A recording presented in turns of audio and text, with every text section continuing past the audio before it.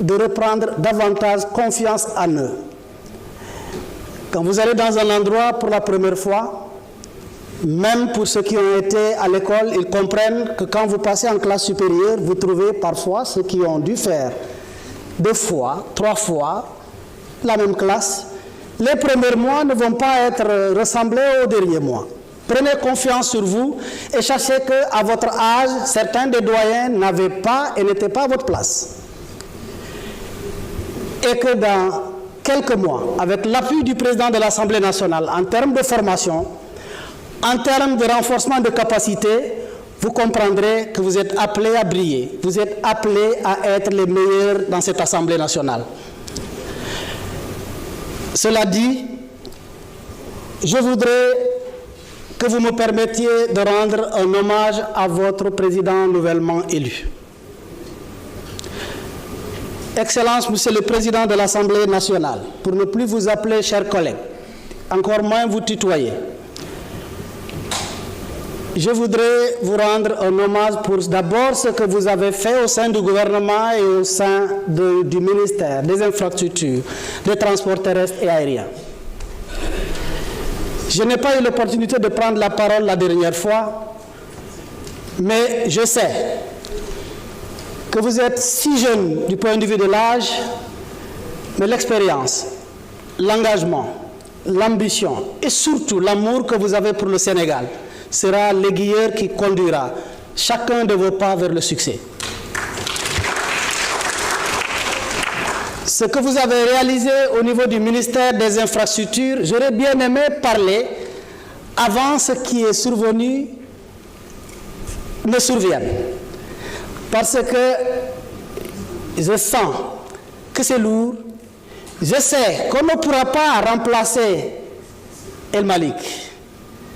On peut simplement le succéder et faire dans la continuation, mais dans l'innovation. Mais vous avez marqué de façon indélébile. Vous avez marqué votre magistère, ce ministère de façon indélébile.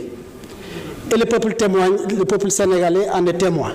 Je sollicite de vous prière, accompagnement, en vous demandant de ne pas décrocher si vite pour que ce qui doit être continué le soit et toutes les rénovations qui s'imposent également le soient. Cela dit, je ne saurais terminer mon propos sans prier un franc succès à la présente législature. Une législature de challenge, une législature d'attente forte pour le peuple sénégalais, une législature d'attente même pour le gouvernement. Nous avons choisi et assumé le devoir de faire des ruptures profondes, un changement systémique. Nous savons que pour ce faire, nous devons nous prendre le courage d'accepter de faire et de subir le mal sur nous-mêmes d'abord. Comme ce que nous avons suivi la dernière fois à partir des articles clairs évoqués par les députés pour empêcher même un membre du gouvernement solennellement de prendre la parole. C'est à féliciter. En dehors de cela, nous voudrions, en tant que gouvernement, insister sur le fait que nous espérons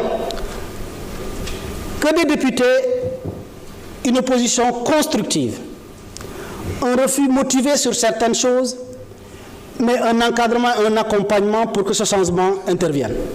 Sans vous, l'exécutif ne pourra pas gouverner comme il faut. À travers votre action de voter les lois, à travers votre action de contrôle de l'action gouvernementale et à travers votre action de représentation du peuple.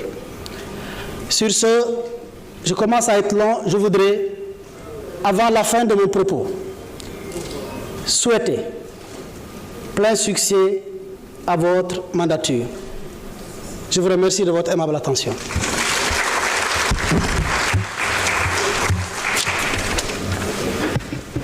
Merci beaucoup, Monsieur le ministre. Je pense qu'avant de clôturer la séance, la dernière fois, j'avais préparé un discours que je n'ai pas pu lire. Je ne vais pas lire le discours, mais j'en ferai un petit résumé, car j'ai eu l'occasion de partager cela avec les membres du bureau, mais j'aimerais aussi que ça soit partagé avec tous les députés. Monsieur le ministre du Travail, de l'Emploi et des Relations avec les institutions, Mesdames, Messieurs les députés, chers collègues, distingués invités, c'est avec une immense fierté et une profonde humilité que je prends la parole aujourd'hui en tant que nouveau président de cette auguste Assemblée. Je tiens tout d'abord à exprimer ma gratitude envers son Excellence, Monsieur le Président de la République, Bassirou Diomaye Diakhar Faye, et Monsieur le Premier ministre, Ousmane Sonko, pour leur confiance et leur soutien. Ces derniers mois, en tant que ministre des Infrastructures, des Transports terrestres et aériens, j'ai eu l'honneur de collaborer avec des collègues dévoués et des équipes exceptionnelles. Donc, Monsieur le ministre, vous avez de la chance. Je salue ici leur engagement et leur professionnalisme. Je tiens également à remercier tous mes collègues députés pour avoir porté leur choix sur ma modeste personne. Votre confiance m'honore et m'engage à servir cette institution avec rigueur et responsabilité. Pour une assemblée de rupture, nous impulserons une nouvelle dynamique pour promouvoir une institution proche des citoyens, résolument responsable et tournée vers l'avenir.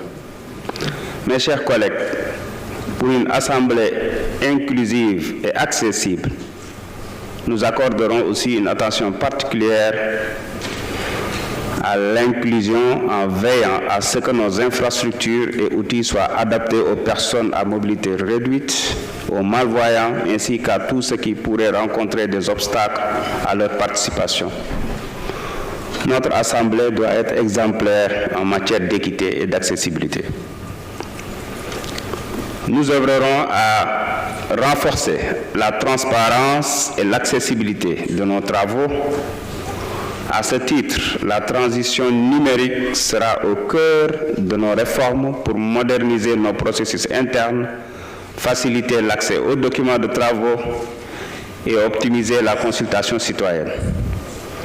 Nous engagerons aussi des discussions avec le bureau et les autres membres pour travailler sur la mise en place d'une chaîne parlementaire, pour à la fois permettre aux populations d'accéder à nos travaux, à la qualité de nos travaux, mais aussi à protéger nos collègues députés.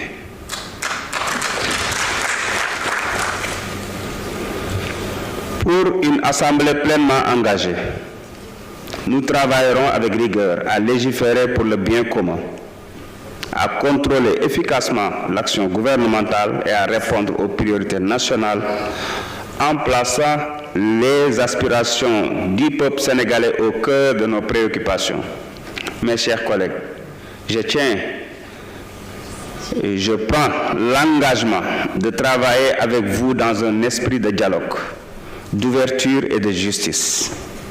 Ensemble, en nous inspirant des valeurs de Jubal Jubanti, nous bâtirons une assemblée exemplaire digne de la confiance que nous accorde notre peuple.